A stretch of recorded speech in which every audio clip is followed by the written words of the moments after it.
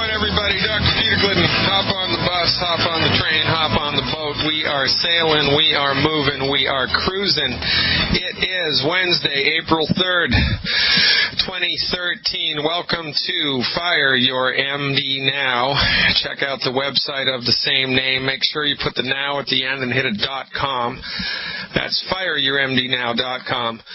Sign up for the online health recovery program. Better yet, sign up for the online newsletter. It's free, and when you sign up for the free newsletter, you get 7 days of free access to my online health recovery subscription series, which otherwise is $17 a month. Kick the tires, slam the doors, drive it around the block for 7 days for free, and see how you can recover your health with science-based, clinically verified medical nutrition. Welcome aboard, where we urge you to fire your MD, not tomorrow, but now. Why? Because your medical doctor does not know what's best for you. Your medical doctor only knows what they have been trained in, and what they have been trained in is only one small piece of the pie of medical science. And the MDs have drunk their own Kool-Aid. They have convinced themselves that their way is the only way. It is the only way. And it's incorrect. It is an incorrect assumption. Their way is just one way. Their philosophy of medicine is just one philosophy of medicine. Their view of the pathogenesis of disease has an a priori built-in bias, which they completely do not see, and which therefore makes the majority of their therapeutics for chronic disease pointless and futile. If you went outside and didn't know any better, and you looked at the sunrise and the sunset, you could reasonably conclude that it is the sun that moves around the earth, right? I mean, isn't that the way that it goes? I mean, you look at the moon, you see the moon rise and you see the moon set, and you correctly assume that the moon moves around the earth. That's correct. But the sun doesn't move around the earth moves around the sun. It is our vantage point, our perspective, that makes it seem like the sun is the one that's moving, when in fact it's the earth. Your perspective is everything. It is everything. And the perspective of healing that MDs bring to bear on everything is referred to as allopathic reductionism. Allopathic reductionism has no room inside of its philosophical construct, has no room inside of its clinical construct for science-based, clinically verified medical nutrition. Medical nutrition is secondary or tertiary to the MD. They have no training in it, they have no appreciation, no respect, and certainly no clinical experience with medical nutrition whatsoever. And the MD, because of their curious, old-fashioned, outdated, and dangerous, quite frankly, it's archaic perspective on the medical landscape, because of their perspective, the MD is trained to believe that once you're sick, you're screwed.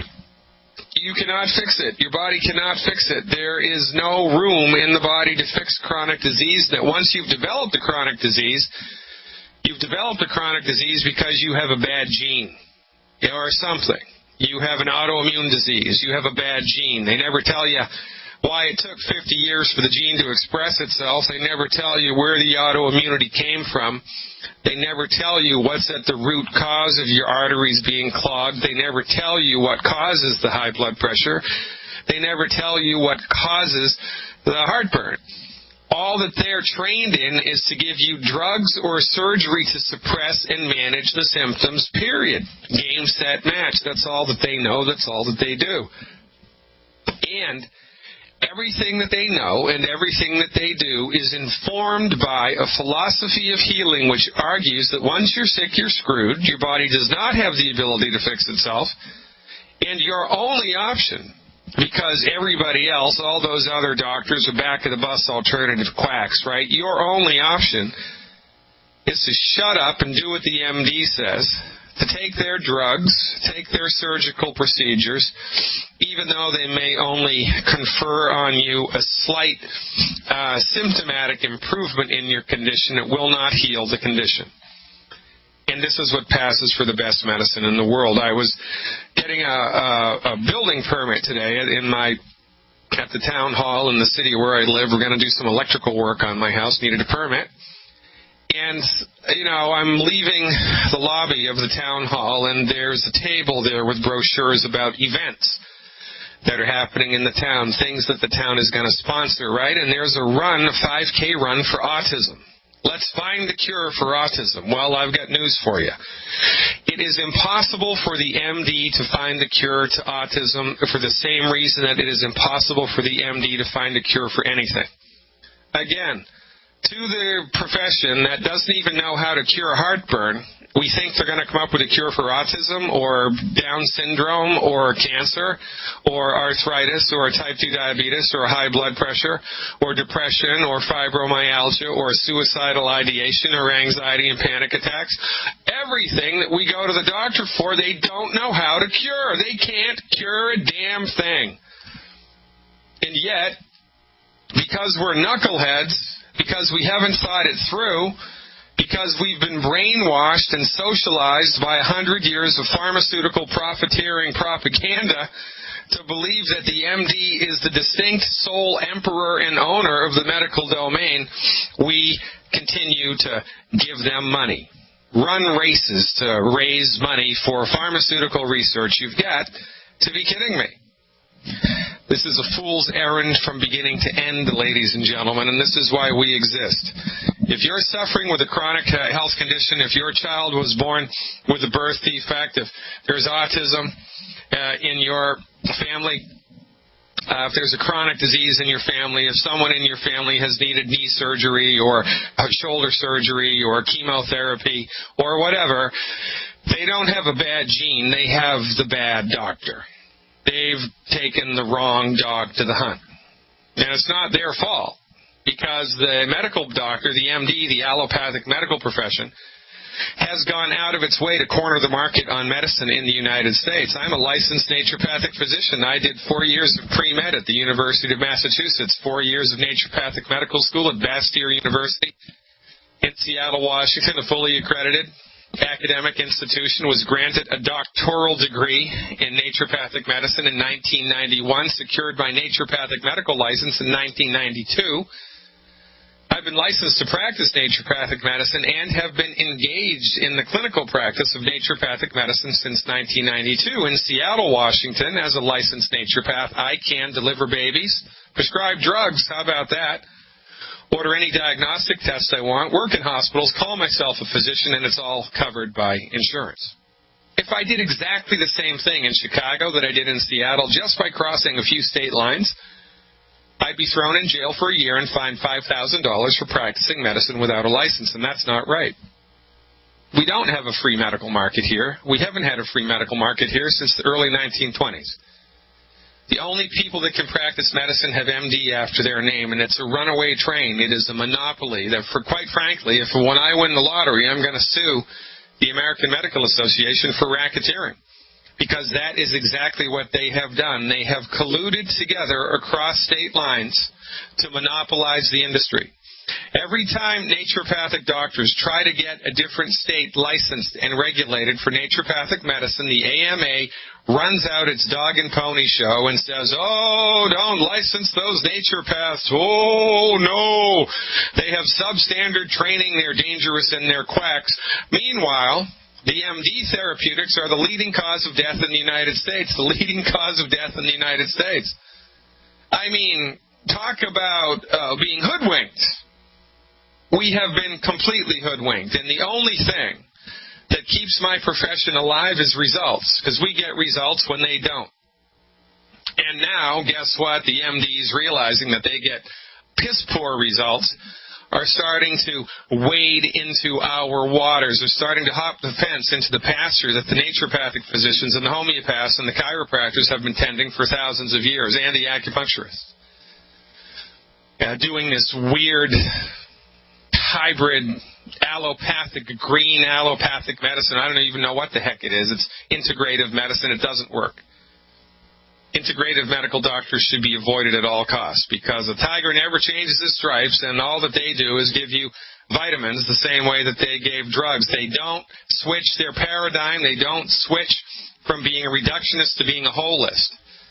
And there is a gigantic difference. They are still looking at the sun, thinking that it moves around the earth, and all of their suppositions after that are incorrect. Their fundamental stance is incorrect. And this is why their therapeutics are the leading cause of death, because from the beginning they're biased and incorrect, but nobody has the stones to stand up and say, you suck at what you do. Well, I do. My colleague Dr. Wallach does. When Dr. Wallach started ringing this bell 30 years ago, every state medical association sued him for practicing medicine without a license because he had a radio program. Every state, 50 states, sued Dr. Wallach. And he won every single solitary lawsuit. Because what we say is correct, what we say is inside the bounds of the law at this particular moment in time, and we are ringing the bell of truth. Can you hear it? Can you hear it yet? Do you hear it in the middle of the night? When you have restless legs, when you wake up because you can't stop peeing because you're wet in the bed? Can you hear it when you can't take a breath? Can you hear it when you get heart palpitations? Can you hear it when your blood pressure spikes and your eyeballs want to pop out of your head? Can you hear it when you can't even lift your head off the pillow because your blood sugars are so damn high because you have the wrong medical doctor? Can you hear our bell when your grandson is born autistic and it's the pediatrician's fault because autism is a birth defect? Can you hear the bell when someone in your family gets cancer and the oncologist tells them they need to pony up $50,000 for a treatment that's not going to work, and then they bully them into the treatment? Can you hear the bell yet? I don't know what it's going to take, ladies and gentlemen. We are ringing it loud and clear and strong. Visit fireyourmdnow.com, click on the Join Longevity button, and join us. Join us today.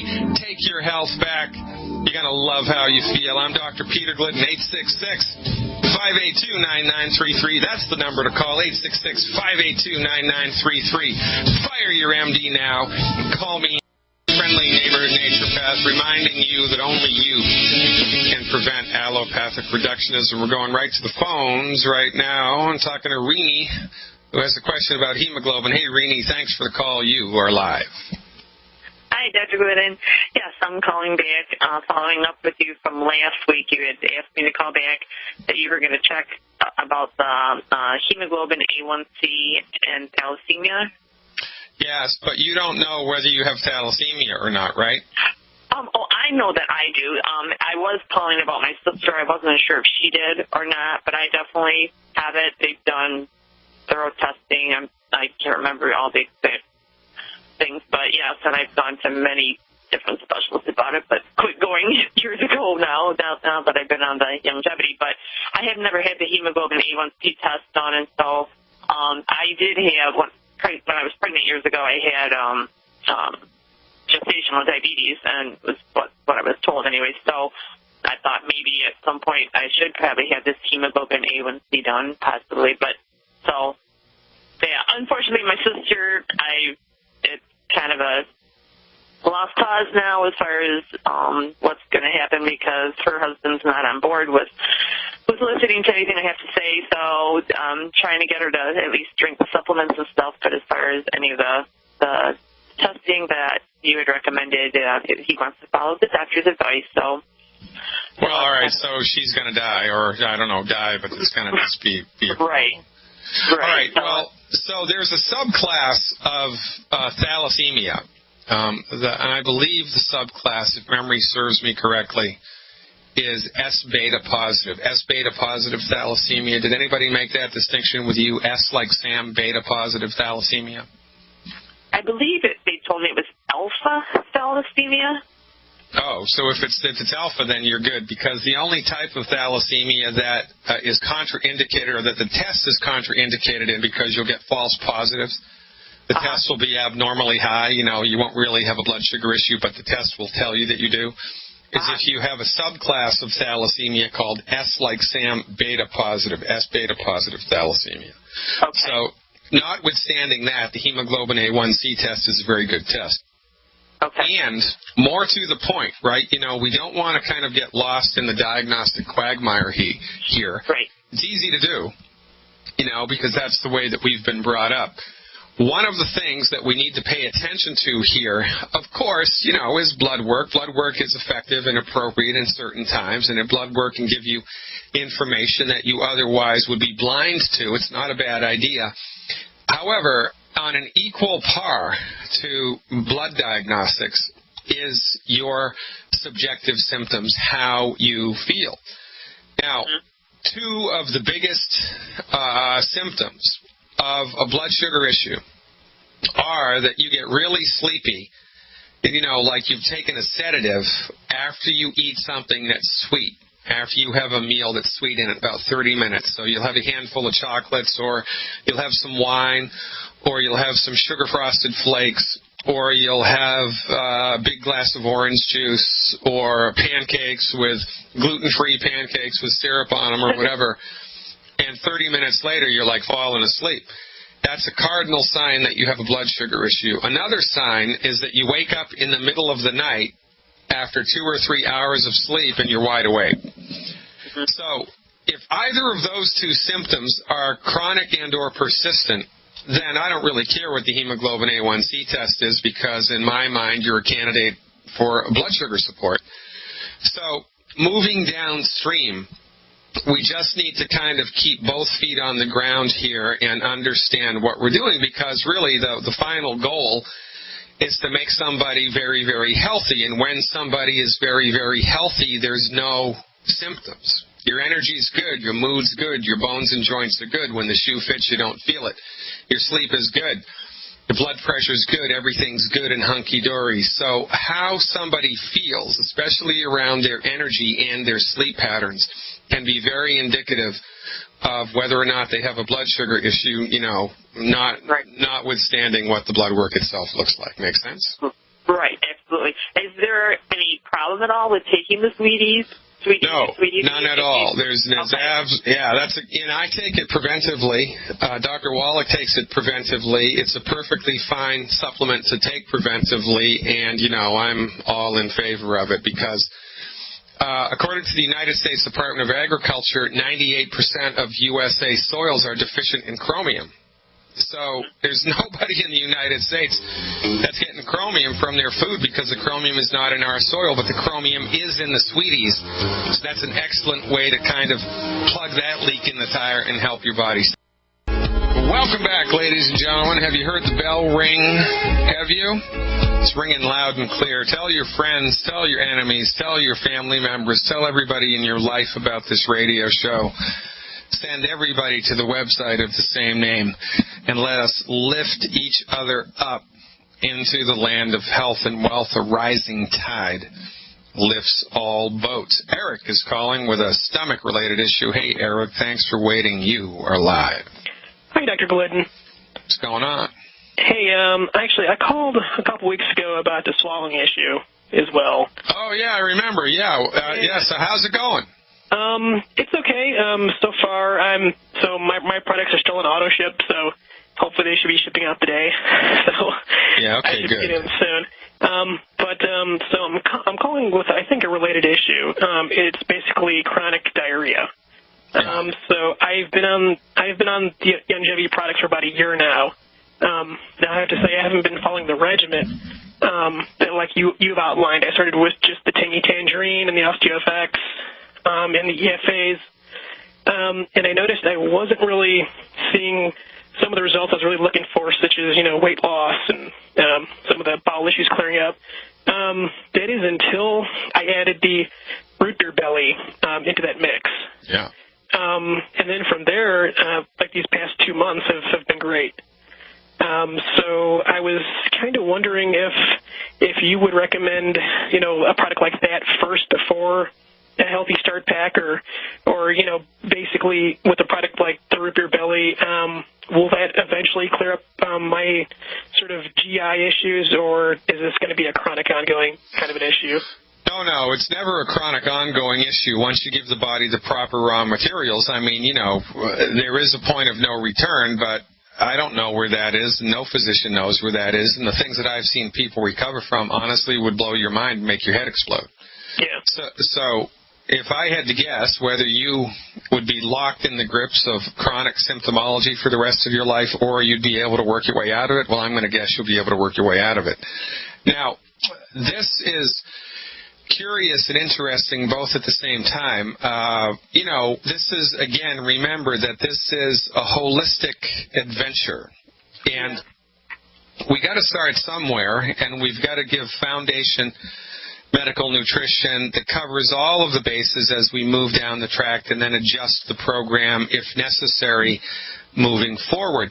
Certainly you could make the argument that it would not be a bad idea to add the root beer belly into the bargain of the Healthy Start Pack and have everybody start with that. I think that's a great idea, especially given the fact that, the digestive tract is really where naturopathy goes back to. Our foundation, medical philosophy is that feed the body appropriately and the body will fix itself. Well, what's the main organ that feeds the body? It's the digestive tract. So if the digestive tract is sorted out, then we're 80% of the way to the land of health.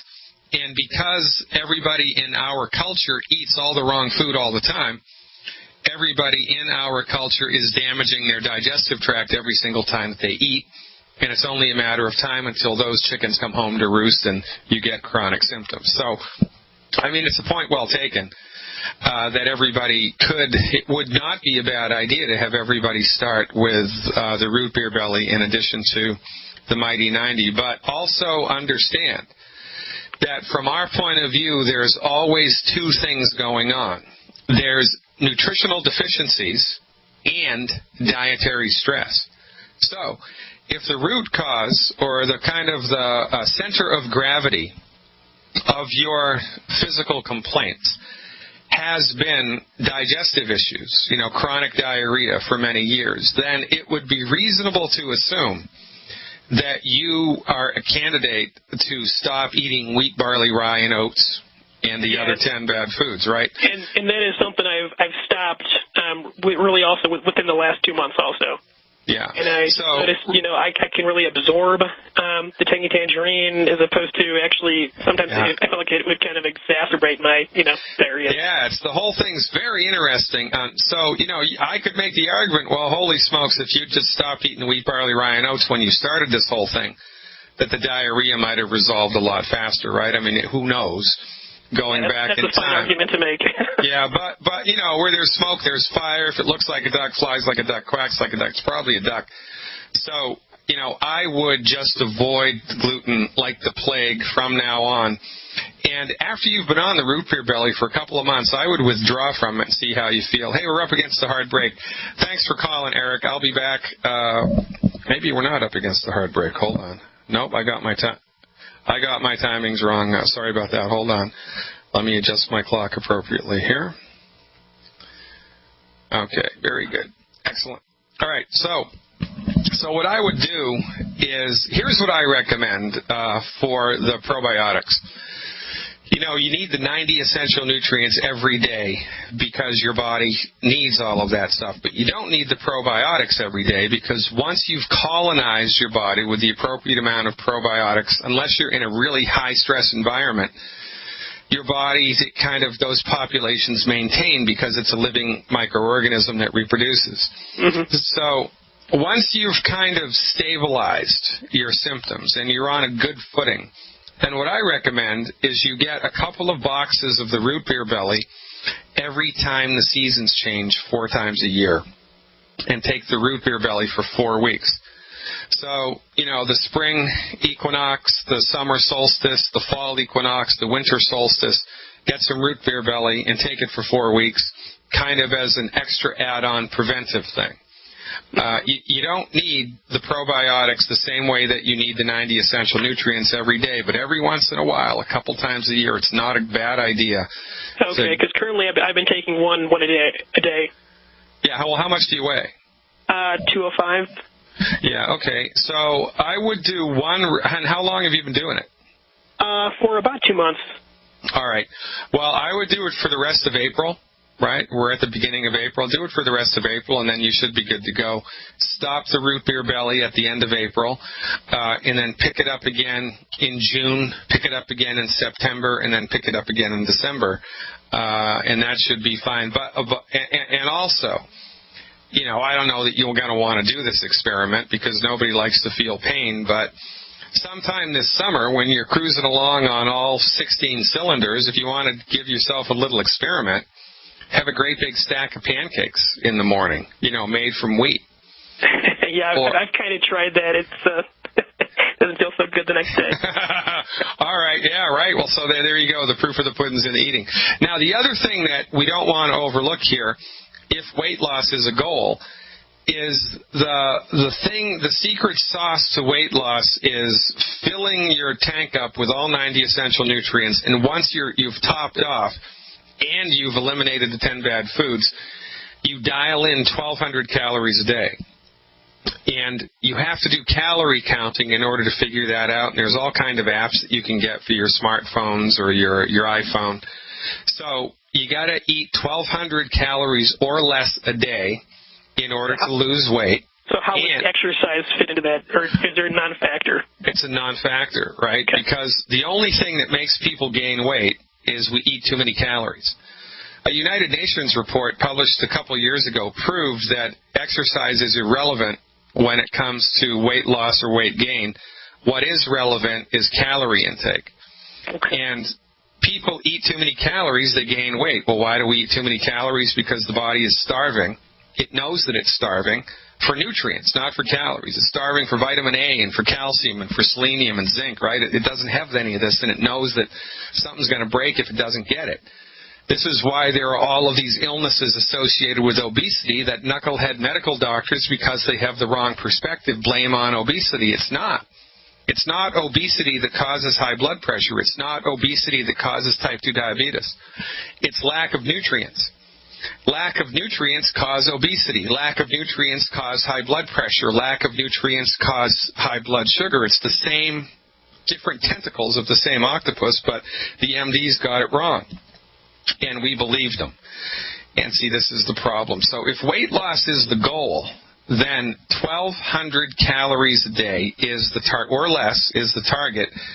And, who the hell knows what 1,200 calories look like? You got to kind of dial that in and figure it out. And use the Beyond Tangy Tangerine in between meals, extra Beyond Tangy Tangerine in between meals if necessary, if you're jonesing and craving calories while you're getting on board the 1,200 calorie train.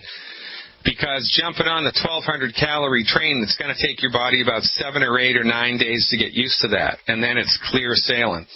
So you can use extra Beyond Tangy Tangerine to take the edge off of your food cravings while your body's getting used to that. There's also another product that Youngevity makes. It's called Prohoba Slim. That's Projoba is the company's name. It's a Youngevity affiliate. Slim, Prohoba Slim, and it's an extract from a cactus which suppresses appetite.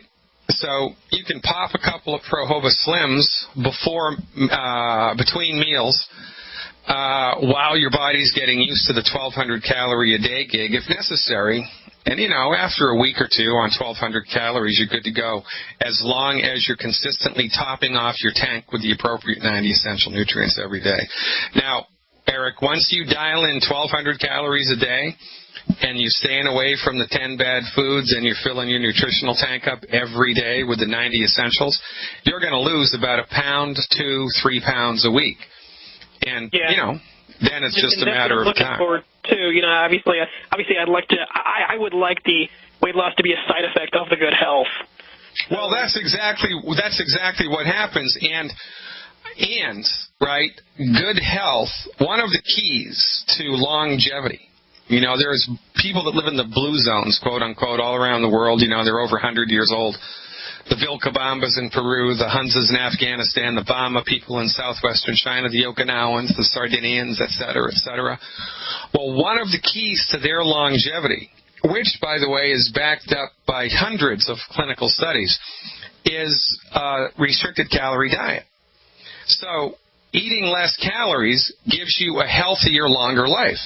eating less calories gives you a healthier, longer life, but the only way that you or me or anybody else can eat less calories is if our body's vitamin and mineral and essential fatty acid tanks are topped off every day, because you need that stuff to stay alive. And if you don't have enough, your body knows you don't have enough, and your body will force you to eat in the desperate attempt to fill that tank up. So when you're topping the tank off with the 90 essentials, and you get yourself into the new habit of 1,200 calories a day, you're going to extend your life 10, 20, 30 years, and you're going to drop weight, and life is going to be good. But, you have to kind of teach your body how to do it. Right, and with the gluten intolerance that I'm pretty sure I have, I was wondering, in terms of the other types of gluten. I recently seen a webinar where they said, corn and millet actually have a fair amount of gluten. Now I know it's not the exact same type of gluten found in wheat, but I was just wondering, is that something also to look at to eliminate from your diet? Well, it's something that you should look at eliminating from your diet, because you have you're the weak link in your chain, apparently, because of your symptom history, is your digestive tract, right? Sure. So, but regretfully, the only way that you can know that, there's no test that will prove that yet. So you just got to eat some corn and see how it makes you feel, the same way that, the whole wheat bread makes you feel like crap the next day. Well, eat some corn and see how you feel the next day. That's the only way you're going to know. But that's a good experiment to do, Eric, because if you eat stuff that's bad for you, right, it's like the straws that broke the camel's back, and life is good. So we're out of time, buddy. Check it out. I appreciate your phone.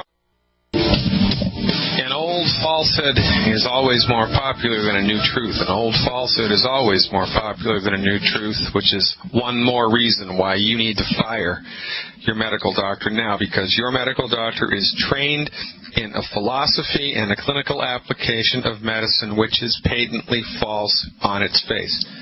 The only thing that those people are good for, and they're really good at this, is surgery when it's necessary, trauma, and infectious disease. That's it. I mean, thank God for Novocaine, right? Thank God for anesthesia. Thank God for the sterile technique. Thank God for the new surgical techniques that they've figured out. I mean, you get your leg blown off in a military conflict, heaven forbid.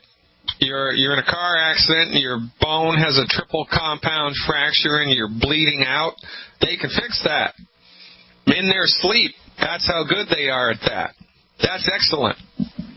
In a perfect world, that would be all that they would legally be allowed to do. In a perfect world, an MD wouldn't be able to come within 100 yards of a chronic disease, because they stink at treating chronic disease, and not only do they stink at it, but they kill you.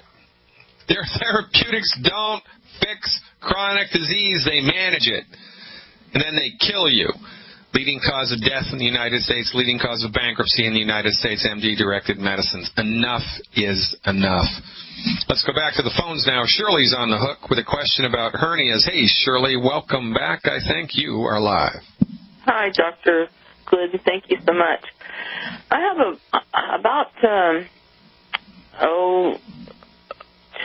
little over 2.5 years ago, I picked up a small Weber barbecue pit that was lit, and I held it out away from me. Ouch. And I wound up hurting my shoulder and getting a hiatal hernia out of the whole bit. And I keep having pains with it. It will start. It's better than it was, but it will start like in the pit of my stomach, and then I'll get a pain that'll go sometimes up over my left shoulder and around to the shoulder blade, sometimes under.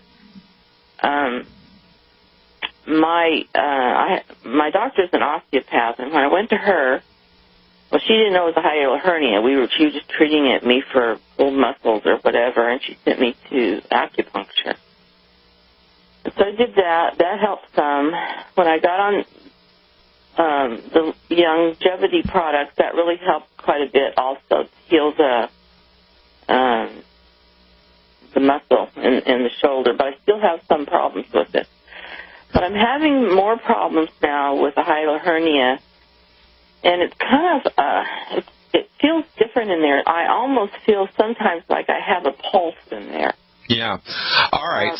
So this is one of the times when physical medicine is mandatory. All right, because when you pop out a hernia, there's been a breach, a structural breach. It's like a broken leg. You know, there's tissue that has been broken, and the abdominal contents have popped through the connective tissue that got broken. Now, sometimes when you have a hernia, it can be manipulated back into place through physical medicine, and sometimes it can't. But you never know until you try, and so you want to find someone in your community who does something called the Bowen technique. B like baby, O-W-E-N. B like baby, O-W-E-N. Find somebody who does the Bowen technique. It'll be a chiropractor or a massage therapist. I would interface with chiropractors or naturopaths. What state do you live in? California. Oh, yeah, so just call up. You know, go to naturopathic, N-A-T-U-R-O, P like Peter, A-T like Thomas, H-I-C like Charlie, .O-R-G, naturopathic.org, and do a doctor search in the state of California. That's the American Association of Naturopathic Physicians website, and you can do a state-by-state search of licensed naturopaths. Give them a call until you find someone that does the Bowen technique, and go in and see if they can help, because when you're feeling the pulse in a hernia, you know, I'm making numbers up, but 90% of the time that demands physical medicine. And there's not all the nutrition in the world isn't going to fix that. It's going to help, but you need someone to go in there and poke around and see if they can help. So check it out. Keep taking the supplements, of course, and call me back with a report of your experience. Hey, ladies and gentlemen, Dr. Peter Glidden here. Second hour coming up after these messages. Stick around.